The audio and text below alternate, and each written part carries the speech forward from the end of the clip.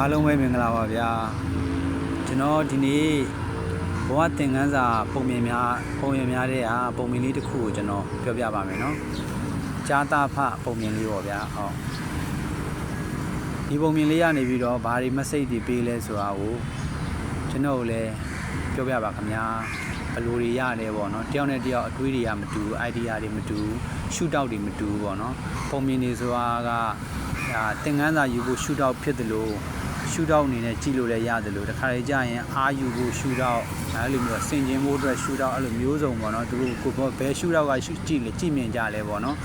ကျွန်တော်ကိုပြောပြနိုင်ပါတယ်ဟုတ်ဒီမှာတော့ကျွန်တော်ပုံမြင်လေးပဲကျွန်တော်ပြောပြတော့မယ်ခင်ဗျာဟုတ်ပုံမြင်လေးကတော့တောတော်မှာပေါ့နော်ကြားသားဖား2ယောက်ရှိတယ်တဲ့ကြားသားဖား2ကောင်ပေါ့ဗျာကြားဖေးကြီးရယ်ကြားသားလေးရယ်2ကောင်ရှိတယ်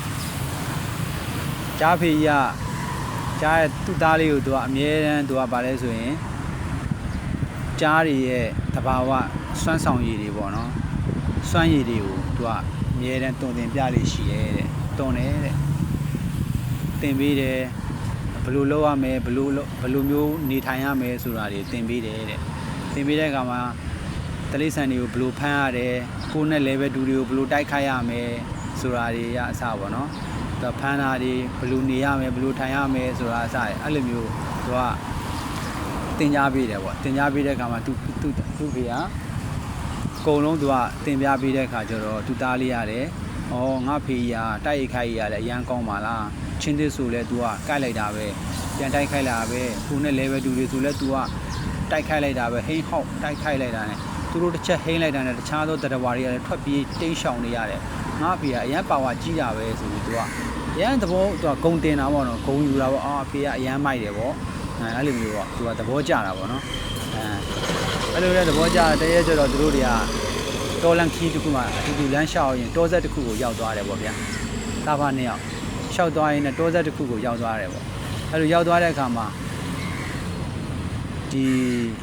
ရက်ရွာတွေကနေပြီးတော့ဒီတောရွာတစ်ခုကနေအဲ့လိုရက်ရွာတွေကနေပြီးတော့ထွက်လာတဲ့ရှောက်သွားနေတဲ့ခွေးဦးတစ်ကောင်ကလည်းအဲ့တောဆက်ထဲကိုရောက်လာတယ်ရောင်လေနဲ့အဲ့တောထဲကိုရောက်လာတယ်ရောက်လာတဲ့အခါကျတော့သူကတော့ခွေးဦးဆိုတော့ရှောက်သွားတာပေါ့ဗျာအဲ့လိုရှောက်သွားတဲ့အခါကျတော့ရှောက်သွားဟိုကိုက်ဒီကိုက်ပေါ့နော်အဲ့လိုလှုပ်ရှောက်သွားနေအဲ့တောထဲကိုသူလည်းရောက်လာတော့ဒီကြားသားဖား2ယောက်နဲ့စုံတာပေါ့စုံကန်နီးလေးမှာကြားဖေကြီးကလှမ်းတွေ့လိုက်တယ်အော်ဟုတ်မှာခွေးတစ်ကောင်ပါလားဟာဒီခွေးဘာလို့ဒီရဲရောက်လာလဲပေါ့အားနေတော့သူ့သားတော့မမြင်ဘူးပေါ့ဗျာเนาะအဲ့မှာသူကဘာလဲဆိုရင်ခက်လန်းနေတော့သူကကဲတားလေးလာငါတို့ဒီချုံပေါ်မှာတစ်ချက်ပုံအောင်ဟွာဆိုတော့အဲ့ဒါပုံရောကြားသားလေးကကျတော့အဲ့ဒါကိုမသိဘူးဟာငါဖေဘာလို့အဲ့လိုပုံတာလဲပေါ့ငါဖေဒါမျိုးတစ်ခါမှ तू မလုပ်ဘူးပေါ့ तू ဘာဖြစ်လို့လဲပေါ့तूစဉ်းစားတယ်အဲ့ဒါ तू ချုံတစ်ခုမှ तू ဝစ်ပြီးပုံနေတာပေါ့အဲ့လိုပုံနေတဲ့အချိန်မှာဘေးကတော့ဖြတ်သွားတာခွေးတကောင်အဲ့လိုပေါ့တေချမ်းနဲ့အဲ့လိုပဲရှောက်သွားနေတာ तू ကဘေးကြီးဟိုကြည့်ဒီကြည့်နဲ့အဲ့လိုသွားပြီးတော့သွားနေတာတွေ့တယ်ပေါ့နော်ခွေးတကောင်တွေ့တဲ့အခါကျဟာဖေဒါကဘာကောင်လဲဆိုတော့အဲ့ဒါခွေးယူတယ်ဒါတဲ့ဟာဒီခွေးရတဲ့ယူနေတာတဲ့အဲ့ဒါဟာဖေရဲ့ခွေးတေးသေးလေးတွေတဲ့အဖေကဘာလို့ဒီလိုတလိษံတေးသေးလေးကိုကြောက်ရတာလဲပေါ့ तू ကအဲ့လိုမေးတဲ့အခါကျအဖေရင်ဆိုရင်တဲ့အဖေကကြားဆိုလဲတဲ့အဖေတိုက်ခိုက်လိုက်တာပဲရှင်းသစ်ဆိုလဲအဖေတိုက်ခိုက်လိုက်တာပဲတဲ့ဟောတခြားသောတရဝါတွေဆိုလဲအဖေတိုက်ခိုက်စားတောက်လိုက်တာပဲတဲ့အဖေရဲ့စွမ်းနေဘာလို့ဒီမှာဘာလို့အဖေမရှိတော့တာလဲပေါ့ तू အဲ့လိုပြောတဲ့အခါကျတော့ငါသားတဲ့အဖေစွမ်းနေမရှိတာမဟုတ်ဘူးတဲ့အဖေကြောက်တာမဟုတ်ဘူးသားတဲ့ဒီလိုမျိုးခွေးယူတစ်ကောင်နဲ့အဖေရှင်ကြိုက်ပြန်တော့အဖေမှာဘာကုန်ရမှာမဟုတ်လို့တော့နဲ့သူ့သားလေးကိုမေးလိုက်တဲ့အခါကျတော့ဒါဘာကုန်းမှမရှိဘူးပေါ့နော်မတော်လို့အဲ့ခွေးယူကအဖေကိုကြိုက်လိုက်လို့သူကြိုက်တာခံခဲ့ရရင်ဟောအဖေအတွက်တန်လို့လားတဲ့သူကပြန်မေးတယ်မေးတော့တန်ဦးလေခွေးယူတစ်ကောင်ကြိုက်တာခွေးယူကကြားကြိုက်တယ်ဆိုတာဒါလုံးဝဒါမထိုက်တန်ဘူးဗျာအဲ့လိုမျိုးပေါ့အဲ့လိုမျိုးသဘောတွေသူကပြောတာပေါ့နော်အဲ့တော့ဒါတဲ့မှတ်ထားတဲ့လောကမှာတဲ့မတန်တဲ့အရာနဲ့မတူတဲ့အရာနဲ့ဘယ်တော့မှမရှင်နေတဲ့ကိုနဲ့မထိုက်တန်တဲ့အရာကိုဘယ်တော့မှမရှင်ပြိုင်နေတဲ့ဒီလိုမျိုး ဒီ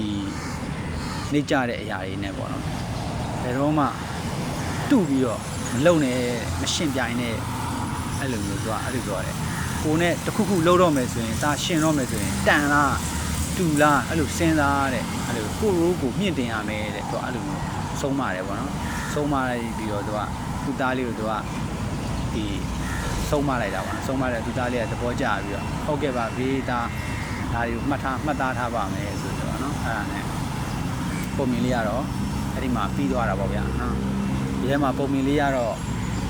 message တွေအများကြီးပေးပါတယ်ဟုတ်ဘာတွေရလဲဆိုတော့ကျွန်တော်လည်းပြောပြပါအောင်ပေါ့နော်ဟုတ်ကျွန်တော်တော့ပုံမြင်တွေအများကြီးဖတ်တယ်ဗျာပုံမြင်တွေအများကြီးဖတ်တယ်ဖတ်ပြီးသွားရင်အဲ့ဒါလေးတွေကိုကျွန်တော်တို့ကိုယ့်ရဲ့သားသမီးတွေကိုကိုပြန်လဲဆုံးမလေးရှိတယ်ပေါ့နော်ယောဂမှာစောင်းရင်ရှောင်းရံနေအများကြီးပဲဘဝဆိုတာကတော့ဆုံးမရှိဘူးပေါ့ဗျာပညာနဲ့ပတ်သက်လို့ရှိရင်ဘူတုဒပညာနဲ့ပတ်သက်ရင်ဆုံးတယ်လို့မရှိဘူးဘဝကတော့အများ